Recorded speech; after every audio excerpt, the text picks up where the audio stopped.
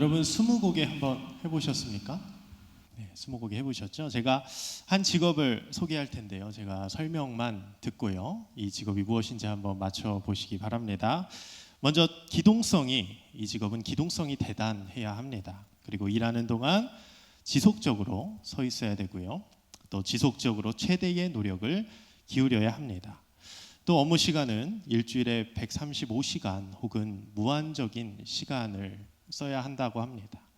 뛰어난 협상 기술과 인간관계의 기술이 필요합니다.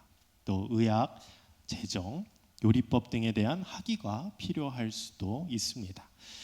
또 경우에 따라서는 고객과 함께 밤을 지새워야 할 수도 있습니다.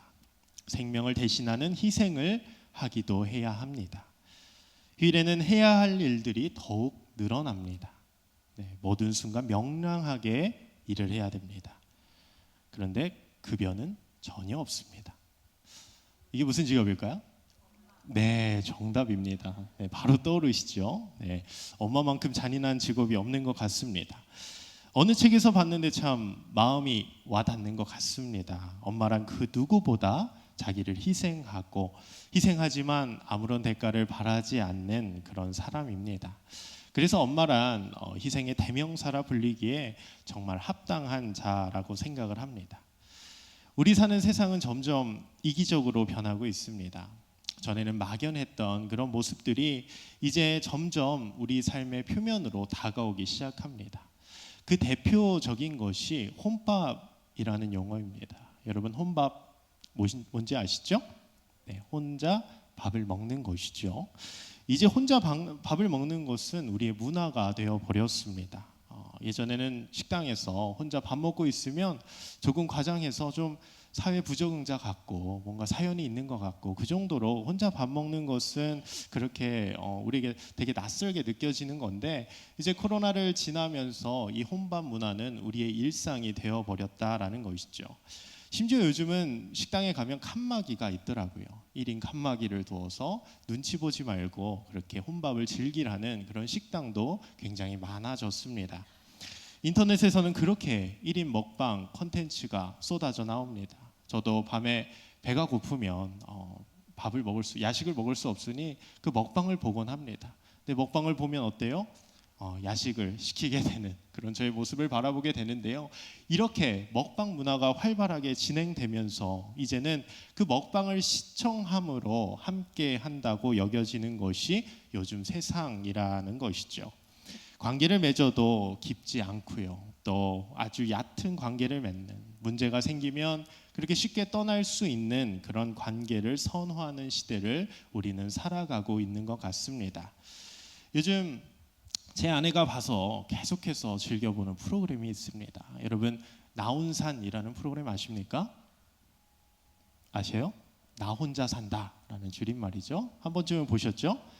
뭐 이렇게 재밌게 보는지 아내가 너무 좋아하는데 저도 덩달아서 보고 있으면 그 프로그램에 굉장히 빨려 들어가게 됩니다. 거기서 박나래가 나오고요. 또 이장우가 나오고 또 전현무가 나오고 그게 뭐죠? 파뮤라인이죠. 잘 아시네요. 파뮤라인이 그래서 전국 각지를 돌면서 이 먹방을 하는 그래서 그 먹방을 보면서 침을 질질 흘리고 있는 제 자신을 바라보게 됩니다. 근데 이것도 어떤 혼자 사는 것에 대한 로망을 잘 보여주는 프로그램이 아닐까 싶습니다. 크지도 작지도 않은 집에서 나만의 인테리어를 해놓고 내가 먹고 싶은 것을 해먹고 내가 하고 싶은 것을 하고 내가 자고 싶을 때 자는 그런 아무런 제약 없는 삶, 그런 삶이 굉장히 부럽게 느껴지더라고요. 그러면서 혼자 살면 좋겠다 이런 생각을 잠깐 하게 되기도 합니다. 이러한 혼자라는 컨텐츠는 정말 우후적순처럼 우리 곁을 다가오고 있습니다. 늘어나고 있죠. 또 우리 이혼했어요라는 프로그램도 있고 결혼지옥이라는 프로그램 여러 가지 파생되는 그런 프로그램들을 보면서 우리는 그렇게 생각합니다. 함께 하지 않아도 괜찮구나. 혼자도 저렇게 편할 수 있구나라는 생각을 자연스럽게 갖게 만드는 것 같습니다. 이제 대가족에서 핵가족으로 바뀌다가 결국에는 1인 가구를 자연스럽게 생각하는 것이 요즘이라는 것이죠. 그런데 혼밥과 1인 가구 시대에서는 그저 나뿐입니다. 내 자신뿐이라는 거죠. 다시 말해 여기에는 희생이라는 단어가 어울리진 않다라는 거죠. 그저 희생은 사치일 뿐이라는 겁니다. 사치는 다른 말로 하면 허비라고 할 수 있을 것 같습니다. 사치란 필요 이상의 돈이나 물건을 쓰거나 분수에 지나친 생활을 한다는 뜻이죠. 요즘 희생이 이렇게 사치라고 여겨지는 겁니다. 희생이 분수에 지나치다고 여겨지는 것이 요즘 세상이라는 거죠. 요즘 세상은 약육강식의 시대입니다. 남을 짓밟고 올라가야 되는 시기죠. 그러니 우리가 희생을 한다는 것, 특히나 남들을 위해서 희생한다는 것은 굉장히 어리석어 보이고 분수를 모르는, 세상의 이치를 모르는 그런 어리석은 사람처럼 비춰질 때가 참 많습니다. 그런데 문제는 성경은 항상 우리에게 이 희생을 말한다라는 것이죠. 희생을 말하니 달갑지도 않은데 도대체 무엇을 위한 희생이란 말인가요? 바로 복음을 위한 희생입니다. 오늘 사도 바울은 오늘 말씀 전에 1장 27절에 이렇게 말을 하죠. 오직 너희는 그리스도의 복음에 합당하게 생활하라. 복음에 합당하게 생활하라는 것은 반드시 희생이 뒤따라온다라는 것입니다. 희생 없는 복음은 없습니다. 희생 없는 복음에 합당한 생활은 없다라는 겁니다. 왜 그렇습니까? 우리 주님이 그러하셨기 때문입니다. 우리 주님이 우리를 위해서 희생하셨기 때문입니다. 그가 복음을 위해서 희생하셨기 때문에 그는 복음을 위해 자신의 몸을 바치셨습니다.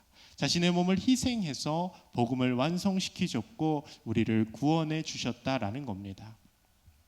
그렇게 우리 또한 그 주님을 본받아서 이 복음에 합당한 생활을 해야 한다라는 것이죠. 복음을 위해 희생하는 삶을 살아야 되는데 그럼 어떤 희생을 말하는 것일까요? 오늘 본문에 그 복음에 합당한 사람들의 특징이 세 가지가 나옵니다. 첫 번째로 복음에 합당한 사람들의 특징은 첫 번째로 연합하는 자들입니다. 우리 2절을 다 같이 한번 읽어보겠습니다. 시작. 마음을 같이 하여 같은 사랑을 가지고 뜻을 합하여 한 마음을 품어. 아멘. 여러분, 사람들과 마음을 같이 한다는 것은 쉬운 일입니까? 쉽지 않죠. 집에 있는 남편도 내 마음대로 잘 안 되는데 어떻게 같은 마음을 품는다라는 것입니까? 특히나 가장 서로를 잘 안다고 생각하는 그런 가족들이 제일 마음을 같이 하기가 쉽지 않다라는 것입니다. 여러분, 친척들이 모일 때 마음이 항상 편하던가요? 그렇지 않을 때가 있죠. 가족 행사를 할 때에 항상 우리는 싸울 때가 참 많이 있습니다. 저도 여러 번 그런 걸 경험했는데 왜 그렇습니까? 좋은 마음으로 시작을 했지만 마음이 같지 않다라는 것이죠. 연합하기가 쉽지 않다라는 것입니다. 분명 내가 옳다고 생각하는 것이 있지만 그 뜻을 굽혀야 되는데 그러기가 쉽지 않다라는 것이죠. 뜻을 굽히면 왠지 이 일을 그르칠 것 같으니까. 그래도 그 상대방의 마음을 헤아려 줘야 되는데 그러기가 쉽지가 않은 것이죠. 그래서 우리는 마음을 같이 하기가 쉽지 않습니다. 연합하기는 참으로 어렵다라는 것입니다. 요즘 세상이 그렇습니다. 모두가 다 내 말이 옳다라고 주장을 합니다. 그러니 항상 깨어지고 분열되는 것이 요즘 세상이라는 겁니다. 나와 생각이 다르다고 해서 남을 헐뜯고 당과 무리를 지어서 다른 사람을 비난하는 것이 당연한 시대가 되었습니다. 이러한 시대 속에서 자신의 것을 내어주어 내 것을 내어주어서 함께 하기 위해 희생한다라는 것은 정말 쉬운 일이 아니라는 거죠. 또한 여기서 중요한 것은 같은 사랑으로 동일한 사랑을 가져야 한다라는 겁니다. 내가 하고 싶은 사랑이 아닙니다. 내 스타일에 맞는 그 사랑 스타일로 남을 사랑하는 것이 아닙니다. 마음을 같이 하려고 서로 마음과 마음이 연결되려고 그 사람에게 맞추는 것을 말합니다. 여러분, 친구 사이에 연인으로 넘어갈 때 그 순간을 뭐라고 하죠? 어떤 관계라고 하죠? 썸을 탄다라고 합니다. 콩깍지가 씌었다는 거죠. 그 콩깍지가 씌울 때에 우리는 어떻게 합니까? 그 상대방에게 모두 맞추게 됩니다. 내가 먹고 싶은 것을 먹지 않습니다. 데이트 코스를 짤 때 내가 가고 싶은 곳을 가지 않습니다. 상대방이 먹고 싶은 것을 가고 또 보고 싶은 영화를 보고 또 또 그 사람이 가고 싶은 곳을 가는 것이 썸을 탈 때 우리가 하는 행동입니다. 그 사람에게 모두 맞추는 겁니다. 내 주장이 없습니다. 상대방이 원하는 대로 그 사람에게 맞춤식으로 데이트 코스를 짠다라는 것이죠. 상대방에 모두 맞추어야 그 같은 사랑으로 서로 한 마음을 품을 수 있다라는 겁니다. 이렇게 상대방에게 맞추는 것, 이것이 연합이고 함께 한다라는 것이죠. 하나님은 우리 안에 깨어짐을 원치 않으십니다. 우리가 그리스도 안에 있다면 우리는 주님을 본받아서 우린 연합을 꿈꿔야 되는 것이죠. 물론 이 연합은 어렵고 힘듭니다. 함께 한다는 것, 정말 마음이 맞지 않는 사람과 함께 한다는 것은 쉬운 일이 아닙니다. 특히나 요즘같이 희생이 결혈된 사회에서 연합은 우리에게 생소하게 다가오기도 합니다. 그러나 복음에 합당한 생활 속에서 연합은 필수적인 요소라는 것이죠. 함께하지 않는다면 복음에 합당한 생활을 할 수가 없다라는 겁니다. 신약 성경은 교회를 에클레시아라고 부릅니다. 이 단어는 아테네 등 그리스도 도시 국가들에서 모든 시민이 함께 모여서 공동체의 의제를 논하고 결정하는 시민 집회를 뜻합니다. 시민이라 함은 어떤 문제가 생겼을 때에 그 국가의 법대로 그 문제를 처리하겠다고 동의한 자들입니다. 우리가 지난주에 직분자 선거를 할 때에도 우리 세례교인만 참여할 수 있는 것도 우리 교회의 법을 따르겠다고 동의한 자들만이 투표할 수 있게 하는 그런 교회의 법인 것이죠. 그러므로 성도는 이 하나님의 에클레시아를 구성하는 하나님 나라를 책임지는 명예로운 시민이라는 것이고, 그 시민들이 이제 하나님 나라의 법을 따르겠다라는 것입니다. 자기 마음대로 하는 것이 아닙니다. 내가 하고 싶은 대로 하는 것이 아닙니다. 정치에도 법이 있듯이 우리 하나님 나라에도 분명한 법이 있다라는 것이죠. 그것이 무엇입니까? 바로 교회의 머리는 우리 예수 그리스도라는 것입니다. 그리고 그 예수 그리스도 안에서 우리는 모두 한 지체라는 것이죠. 우리는 한 몸이라는 것입니다. 교회는 그리스도의 몸이다라는 말도 그리스의 정치 철학 전통에서 나온 것입니다. 고대 철학자 플라톤은 몸 전체가 조화를 이루어야 건강하듯이 정치도 조화가 생명이다라고 말을 했습니다. 그렇게 바울은 이 정치 철학에 빗대어 오늘 말하고 있는 거죠. 그리스도가 교회의 머리이다. 그리고 온 성도가 그의 지체로서 조화를 잘 이루고 한 마음을 품고 연합해야 한다라는 것입니다. 이것이 복음에 합당한 자들이라는 것이죠. 복음에 합당하게 살아가는 것은 추상적인 것이 아닙니다. 그런 것이 아니라 하나님의 나라의 한 시민으로서 교회의 머리이신 예수 그리스도를 따라야 한다는 법에 복종하는 것이고, 그 지체들과 서로 연합하는 것을 말하는 것입니다. 사랑하는 성도 여러분, 우리는 모두 그리스도의 한 지체로서 연합을 꿈꾸기를 주님의 이름으로 축복합니다. 서로를 위하고 격려해 줘야 되는 거죠. 약자를 도와줘야 됩니다. 넘어져 있는 자를 일으켜 세워줘야 할 의무가 우리에게 있는 것입니다. 이것이 하나님 나라의 시민으로서의 직무라는 것입니다. 우리 모두 복음에 합당한 자로서 우리의 머리이신 예수 그리스도를 본받아서 힘들어도 함께 연합하기를 즐겨하는 우리 모두가 되기를 주님의 이름으로 축복합니다. 두 번째로 복음에 합당한 자들의 특징은 겸손입니다. 오늘 말씀 3절 상반절을 보면 아무 일에든지 다툼이나 허영으로 하지 말라라고 말합니다. 다툼이나 허영은 어디서부터 오는 겁니까? 교만으로부터 오는 거죠. 그런 교만은 뭡니까? 바로 내 말만 맞다고 하는, 내가 최고라는 생각입니다. 나만 생각하고 나만 대우받기 원하는 것을 교만이라고 합니다. 우리 전 세계 사람들이 우리나라를 보면서 한 목소리로 하는 말이 있습니다. 그게 뭔가요? 한국 사람은 겸손하다입니다. 상하 신분의 질서를 중요시하는 유교 사상이 있을 수도 있고요. 또 좀비어 문화가 있어서 그럴 수도 있겠죠. 그리고 요즘은 많이 사라졌으나 우리나라에는 겸손이 미덕이라는 그런 인식이 깔려 있는 것도 사실입니다. 그래서 외국 사람들이 봤을 때는 정말 한국인은 겸손하다라고 생각하는 것 같습니다. 대표적으로 우리나라의 겸손이 이런 것이 있죠. 흔히 자녀 결혼식에 부모들이 자기 그 하객들에게 이렇게 말하는 것을 봅니다. 보잘것없는 제 자식 결혼식에 와주셔서 감사합니다. 이것이 우리 한국식의 겸손이죠. 그런데 정말 그 자녀가 보잘것없어서 이렇게 말을 하는 걸까요? 오히려 반대죠. 그 당일만큼은 내 자식이 최고입니다. 내 새끼가 최고라고 생각합니다. 그러나 그렇게 낮추어서 말하는 이유는 뭔가요? 내가 높아지기 위해서입니다. 내가 먼저 낮춰서 내가 너를 높여줄 테니 너도 나를 좀 잘 봐달라고 이런 겸손을 하는 것입니다. 나를 위한 겸손이라는 것이죠. 그러나 오늘 성경에서 말하는 겸손은 이 정도의 겸손이 아닙니다. 진짜 겸손입니다. 진짜 겸손은 뭡니까? 바로 나를 위한 겸손이 아니라 상대방을 위한 겸손입니다. 상대방을 진심으로 위하고 상대방이 정말 잘 되기를 바라는 마음이 있어야 주님이 말씀하시는 진짜 겸손이라 할 수 있는 것이죠. 요즘 함부로 누구를 가르치려 들어서는 안 됩니다. 왜 그렇습니까? 꼰대라고 이렇게 불림받기 십상이죠. 꼰대라고 손가락질합니다. 이런 용어가 왜 나온 것입니까? 그 하는 소리가 정말 나를 위해서 하는 이야기가 아니라 자신을 드러내고 자랑하는 것으로 느껴지기 때문입니다.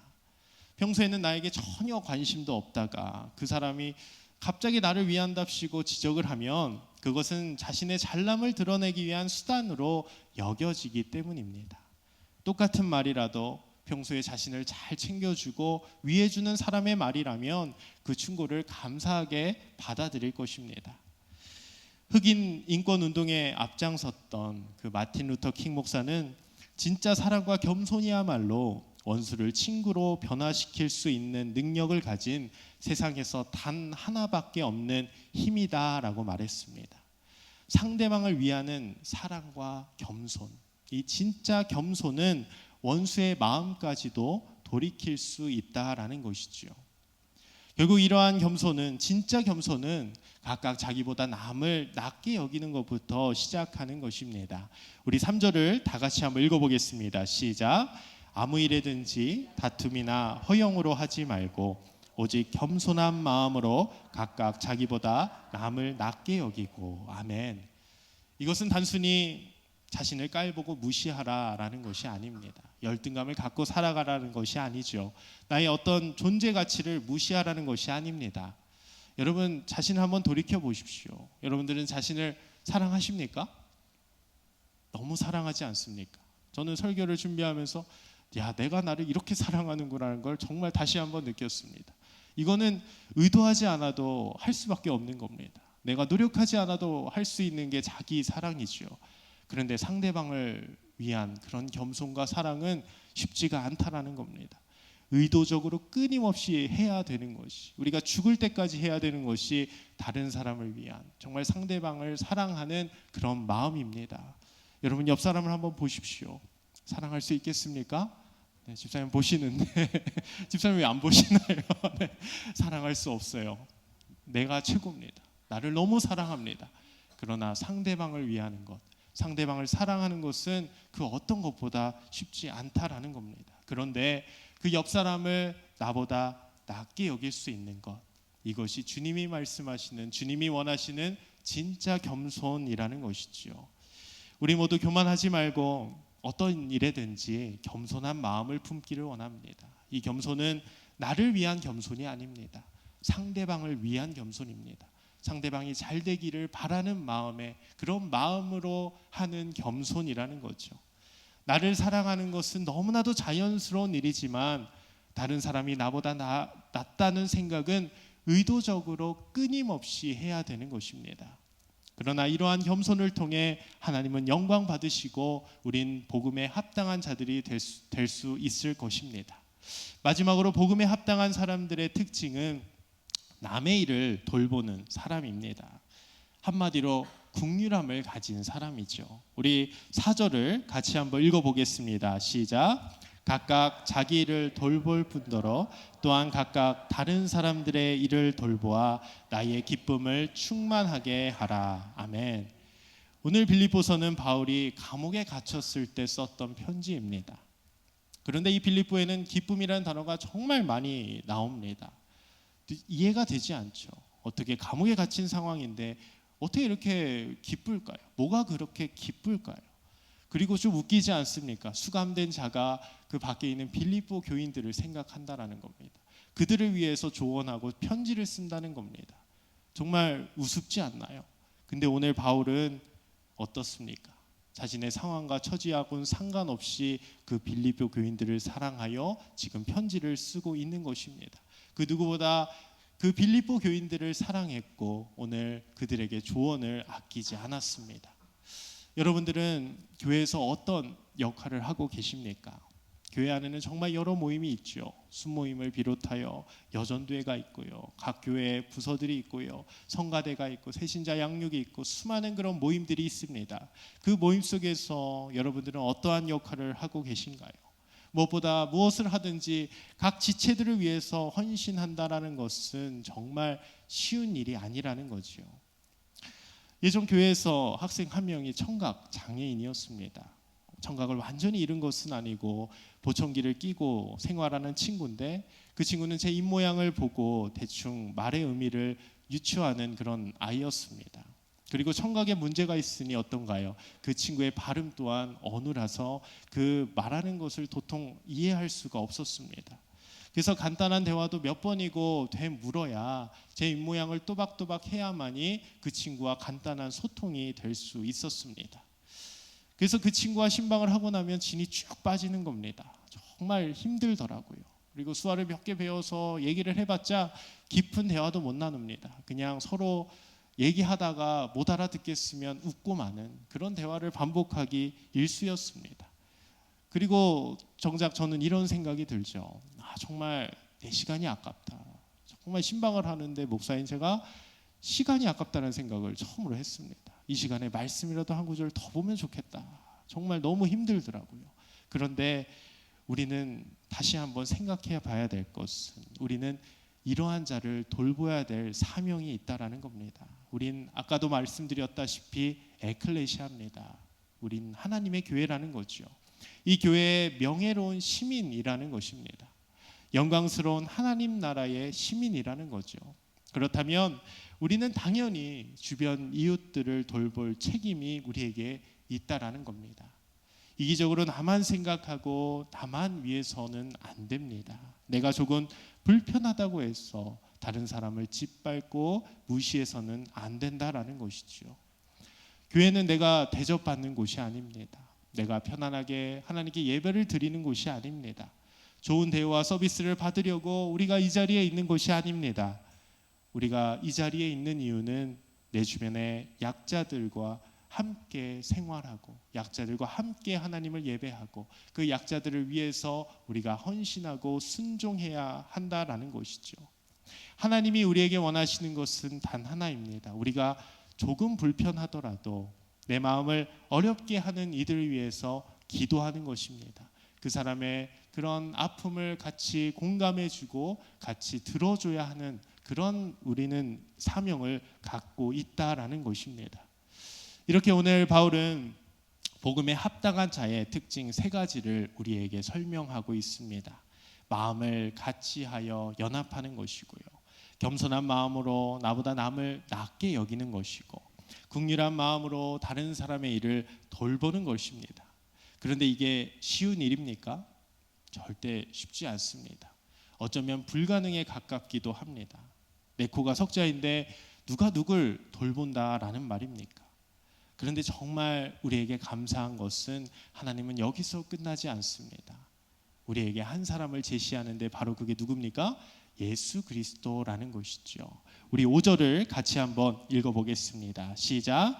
너희 안에 이 마음을 품으라. 곧 그리스도 예수의 마음이니. 아멘. 내 곁에 본이 되는 사람이 있다는 것은 참 축복입니다. 롤모델이 있다는 것은 정말 좋은 것이죠. 그래서 우리 어린 자녀들에게 위인전을 그렇게 읽히는 이유는 그 위인을 보고 그렇게 끝까지 최선을 다하라는 것입니다. 열심히 살아가라는 것이죠. 그런데 우리에게는 영원히 따를 수 있는 진리의 길이 있습니다. 바로 예수 그리스도라는 것이죠. 그는 희생의 아이콘입니다. 아무도 할 수 없는 그 길을 그는 걸어가셨습니다. 그가 먼저 십자가로 그 길을 만드셨기에 우리는 그 길을 따라 걸어갈 수가 있다라는 것이죠. 갈라디아서 6장 2절입니다. 너희가 짐을 서로 지라 그리하여 그리스도의 법을 성취하라. 아멘. 우리는 그 그리스도의 법, 그 십자가로서 그 길을 완성하신 예수 그리스도만 따라가야 할 줄로 믿습니다. 그러면 복음에 합당한 생활을 우린 할 수가 있는 것이죠. 우리의 힘으로는 할 수 없고 우리의 능력으로 하면 중도 포기할 수도 있습니다. 오늘 작은 자를 섬겼다고 해서 우리가 내일 또 그렇게 섬길 수 있다라고 보장하기는 쉽지 않습니다. 그러나 예수님만 따라가면 우리는 끝까지 그 길을 걸어갈 수가 있다라는 겁니다. 그는 육신의 몸을 입고 이 땅에 내려왔습니다. 그리고 자기를 비워 종의 형체를 가지셨죠. 하나님의 아들도 종의 형체를 가지시고 십자가 위에서 험한 조롱과 모진 고통을 받으셨는데 내가 조금 희생하고 내가 조금 무시당한다고 해서 그렇게 큰 일처럼 우리가 다가오진 않습니까? 그런 게 아닙니다. 내가 조금 희생하고 무시당하는 것이 그렇게 큰 일이 될 수 없다라는 것이죠. 나를 바라보고 내 자신을 바라보면 할 수 없지만 우리 예수 그리스도께 집중하면 우리는 할 수 있다라는 것입니다. 십자가만 바라보면 우리도 복음에 합당한 생활을 할 수가 있다라는 겁니다. 오늘 우리가 희생하는 것은 되게 억울하고 답답하고 사치라고 느껴질 수도 있고 또 어리석어 보이기도 합니다. 이런다고 누가 알아주나 하면서 씁쓸해 할 때도 있습니다. 그런데 하나님은 이 모든 것을 지켜보고 계십니다. 하늘 아버지께서 우리의 모든 수고를 다 알고 계신다라는 것이죠. 이 사실이 우리에게 소망이 되는 겁니다. 우리 하나님 아버지가 계시기 때문에 우리의 희생은 헛되지 않다라는 것이죠. 우리의 희생으로 에클레시아를 하나님께서 세워 가실 것입니다. 이 교회를 통해서 우리를 통해서 하나님은 역사하실 줄 믿습니다. 예전에 제가 20살적인가 밤 11시쯤에 집으로 가고 있는데 여러분 길거리에 화단이 있는 거 아시죠? 그런데 거기에 이상한 소리가 나는 겁니다. 그래서 어두워서 잘 안 보여서 가까이 가보니까 어떤 사람이 화단에 쓰러져서 이렇게 버둥대고 있는 겁니다. 그 사람을 일으키려고 다가가니까 술 냄새가 확 풍기죠. 술에 취해서 화단에 쓰러졌는데 몸을 못 가누니 일어서질 못하는 것이죠. 그래서 제가 일으켜 세워서 제가 물어봤습니다. 댁이 어디세요? 그랬더니 말을 제대로 하지 못합니다. 어딘지 정확히 모르겠는 겁니다. 그런데 제가 동네니까 몇 번 주고받으니 대충 어딘지 알 것 같아서 그 아저씨를 부축해서 집으로 바래다 주고 있었습니다. 그런데 그날은 추운 겨울이라 제가 이렇게 아저씨의 그 등을 쓰다듬으면서 추우시죠? 제가 이랬습니다. 그랬더니 그 아저씨가 잠시 발걸음을 멈추고 저를 보면서 이렇게 말을 합니다. 어쭈? 술 취한 아저씨가 추우시죠? 어쭈? 이러면서 10분간 걸어가서 그 집을 갔습니다.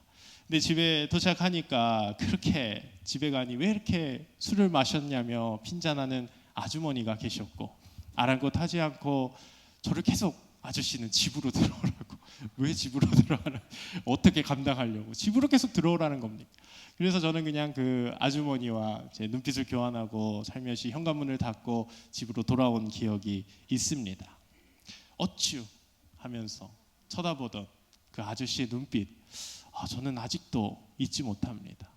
그게 어떤 의미일까요? 외로움이 아닐까요? 얼마나 외로웠으면 그렇게 저를 보면서 어쭈 할까요? 저는 그냥 아빠 같아서 그냥 저도 추우니까 등 쓰다듬은 건데 그 따스한 그 손길이 그 아저씨에게는 큰 위로가 되었던 것이지요. 오늘 말씀의 제목입니다. 무언가 잃어버린 이들을 위해서입니다. 그 아저씨는 무엇을 잃어버렸을까요? 우리 주님이 아닐까요? 주님을 잃어버렸기 때문에 그 외로움이 있지 않을까요? 그 공허함이 있지 않을까요? 우리도 그런 걸 다 경험하지 않습니까? 아무리 다 가졌어도 주님이 없으면, 주님을 잃어버리면 우린 외로운 겁니다. 왜 사는지 모르는 겁니다. 채워도 채워지지 않은 그런 만족감, 그런 공허함이 있다라는 것이죠. 주님을 잃어서 죄 가운데 허덕이고 있는 우리를 위해서 주님은 이 땅 가운데 오셨습니다. 우리를 구원케 위해서 십자가로 희생하셨다라는 것이죠. 우리 때문에, 우리 죄 때문에 십자가에서 모진 고통을 당하셨다라는 겁니다.